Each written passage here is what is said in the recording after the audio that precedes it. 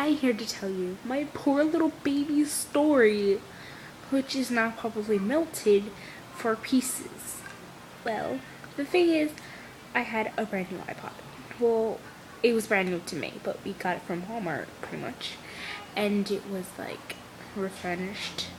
So, well, it had scratches all over the back, so it was like really scratchy, so you could barely read the back of it.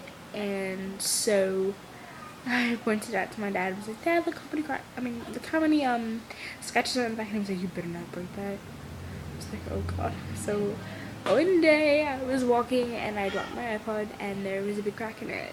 So that would be fine. And then my sister started using it and they started dropping it. So I'm like, oh my gosh. I started getting a little more cracks in it. So one time my mom, she decides to like toss my iPod because my sister was playing with. She's like, I'm so sick of these iPods. So she tosses it and it like flies across the table and it lands on the ground on its face.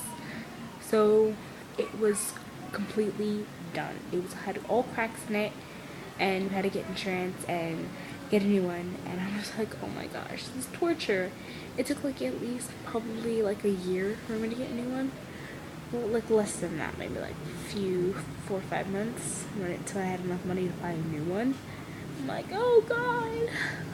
So finally we went to the iTunes store and I asked them like what they would do with the iPod, like the old one.